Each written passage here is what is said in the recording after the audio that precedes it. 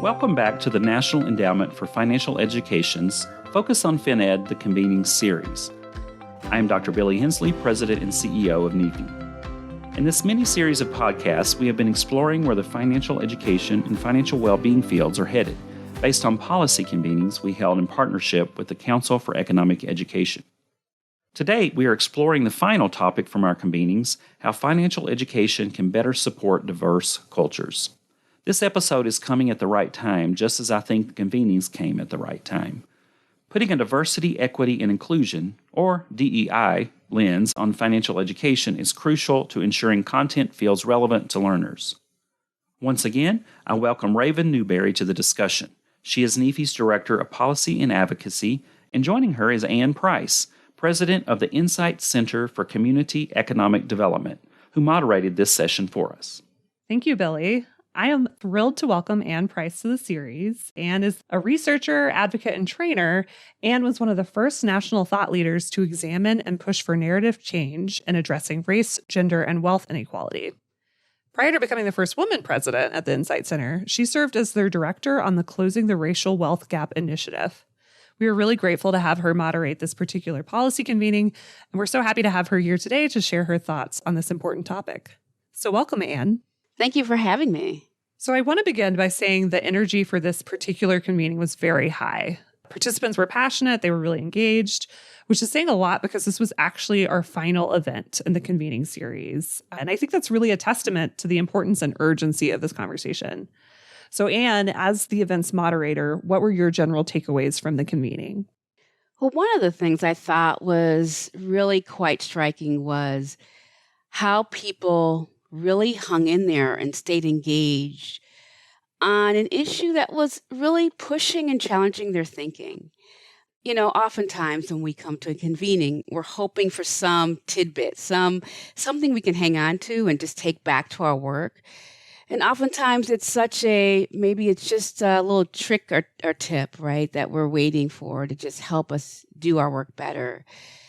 But the conversations that took place were really about how do we come to believe what we believe when it comes to working with people around their finances.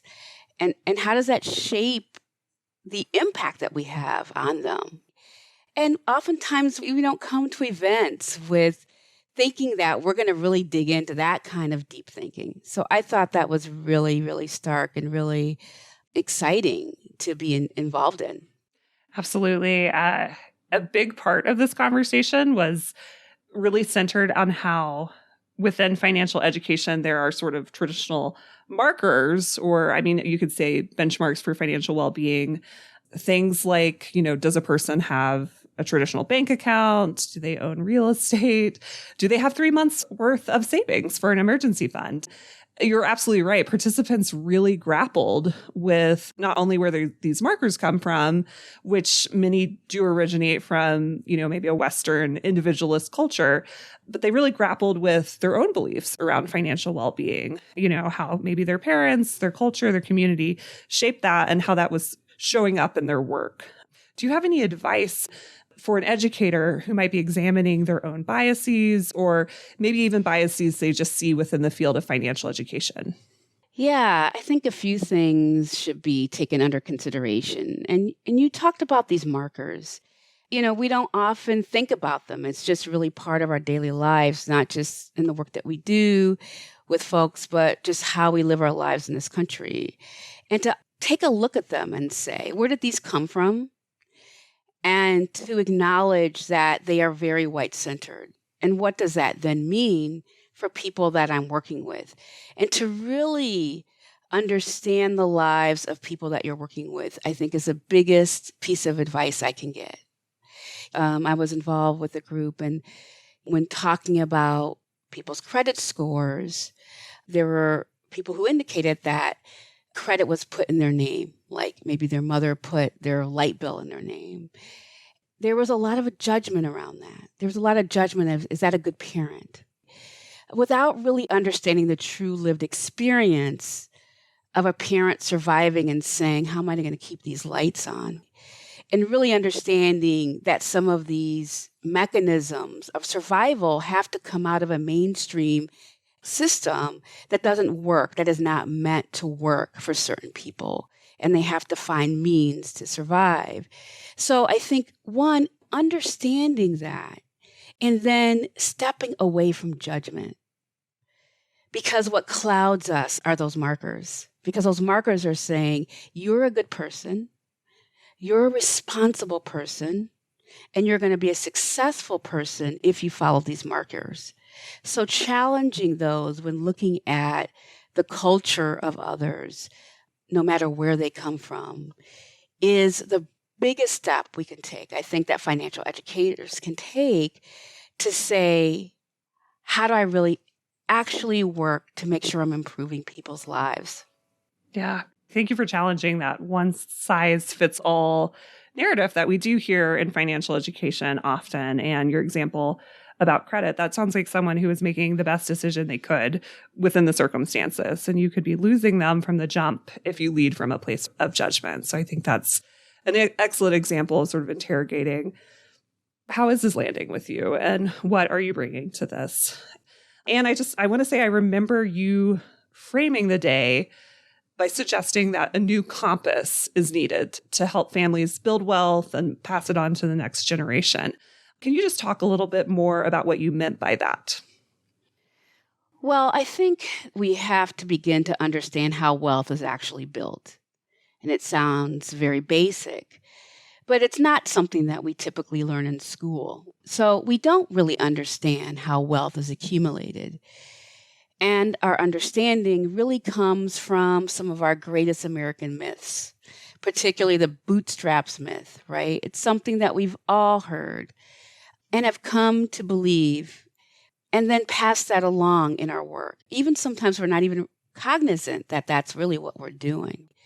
So if you come to really understand that certain systems, policies were built for some and intentionally excluded others, it will help you really understand how people navigate our financial systems and structures, the many ways in which barriers have been put up, because that history really shapes what we understand today. It's still manifesting. It's just different types of practices. When we talk about home ownership, you have to remember it's just been in the last 40 years that Black people like my parents could buy a home in the way that we think about it today. My parents were one of the first couples in the state of Wisconsin to challenge the fair housing law. So this is very recent, and that has a lot of implications. So first and foremost, we don't understand the historical aspects of what has built our financial systems. And we need that foundation. So we need a new compass that's not built on myths. That's not built on saying, God, if you just try harder, if you just don't buy that latte, if we can stop doing that, just that, we will have transformed the way we serve people. We need a new way to move away from those harmful myths. We need a way to understand how history still manifests. And we need to encompass broader ways to think about wealth and the ways that many people, particularly people of color, think about it. We heard that even in the convening.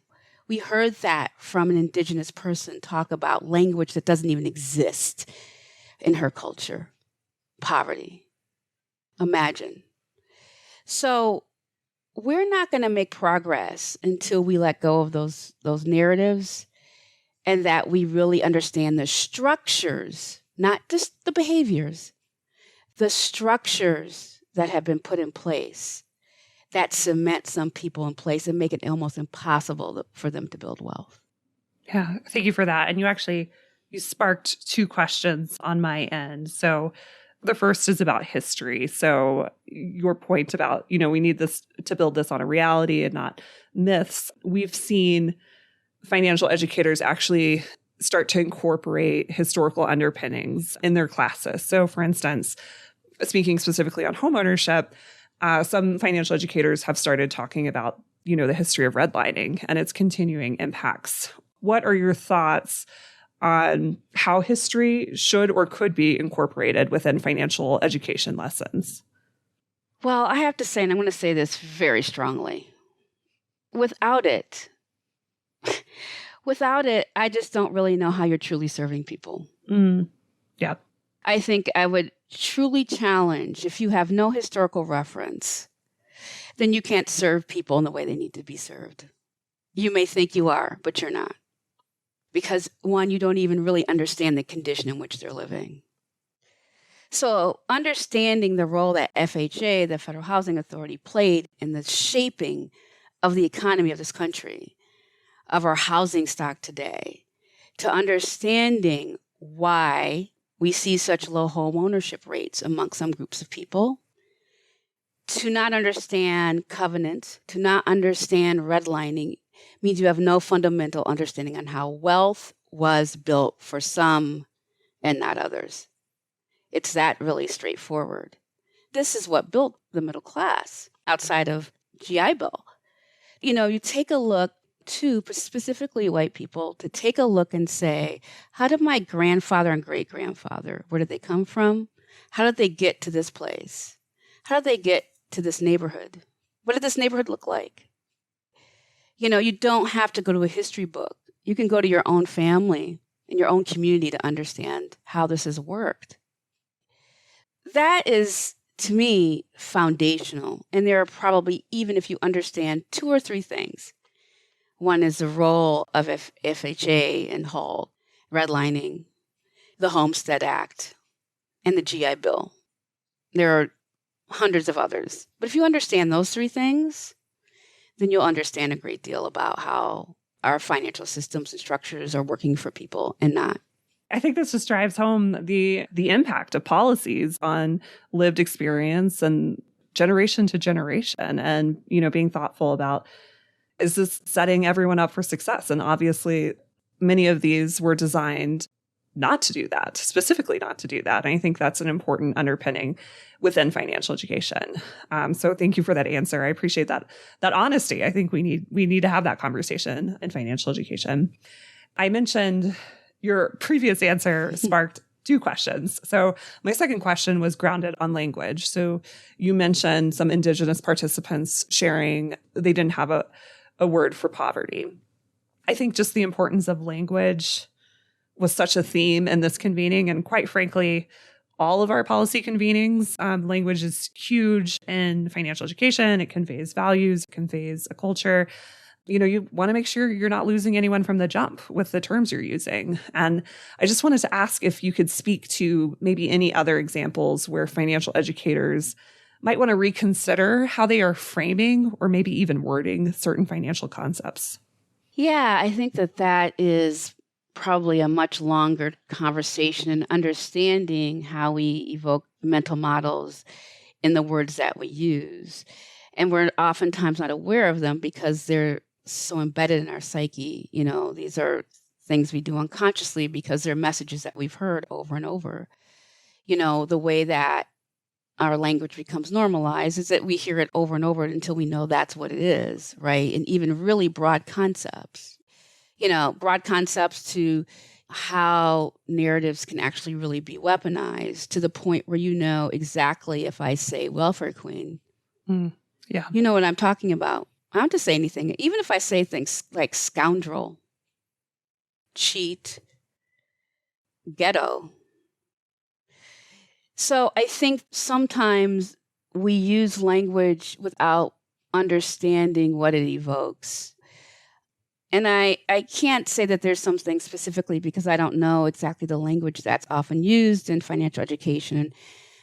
But the biggest issue is that more broadly, we have systems set up that are to blame folks and shame them.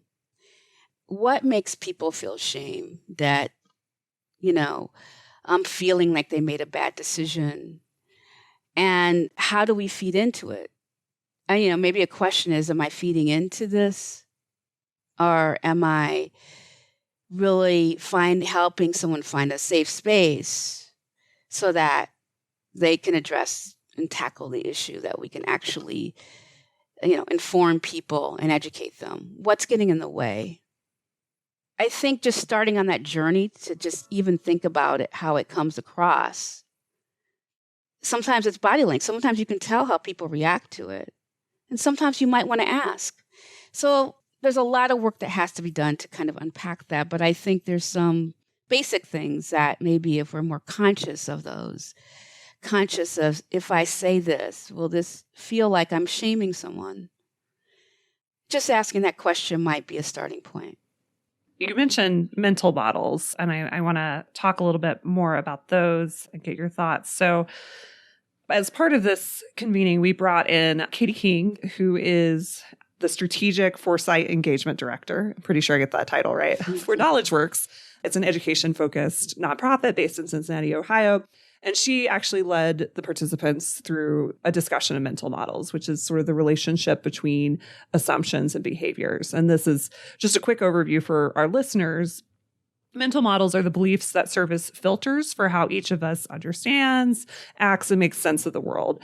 So in our convening summary, we reference that a way to challenge mental models is to intentionally engage in learning by talking to people with different sets of experiences. How do you think we can make this work in the financial education field? I think it's less talking and more listening. I think it's truly listening, almost like when you think about doing a fishbowl when you're outside and you're really like watching and hearing a conversation. I think one of the biggest challenges financial educators have is that this is about individualism.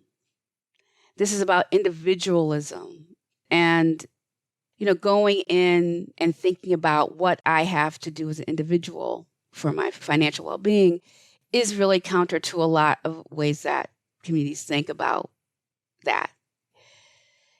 It's not just having a one-on-one. I mean, that can help, but I think it's really hearing and understanding what people's experiences are, being able to engage in that with them, hear it, and have opportunities to also engage. Because you don't even always know what you're hearing or seeing, because it's filtered through a lens. Facilitated conversations, I think, are really important because I think people need really safe spaces to do this work. And it can't be taken lightly, else it could be very damaging to the financial educator, him or herself. So to create opportunities to do this intentionally, where you could set up something with a facilitator to help with some listening and learning, where you're kind of going into kind of peer learning, deep learning. It's good to do it with your peers because you're all kind of facing similar issues. So I think taking this on, saying, you know what, I want to intentionally do this so I can be better at what I'm doing. And I know people have been doing some of this work for many years and are so deeply committed to it. So that's what I would think about.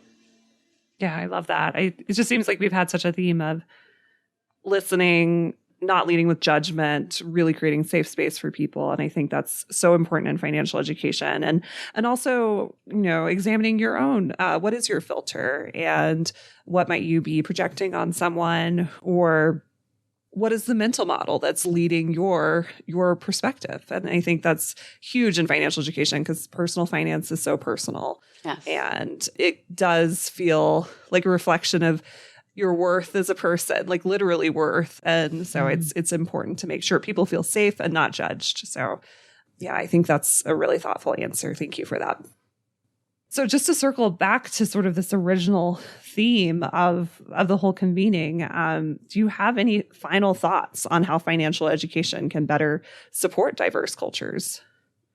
Yeah, I think being able to, have an approach that's authentic. I will say authenticity. I'm not going to use words like cultural competency.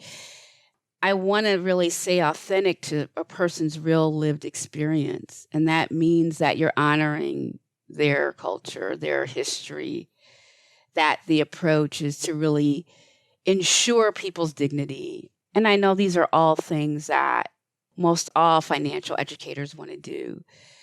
But I think we have new opportunities now to kind of look at where we may have fallen short and really how this work was structured, so long ago. I mean, we know so much more now than what we did then. I never did narrative work. I never even heard of it until about a decade ago. I didn't know why it would matter.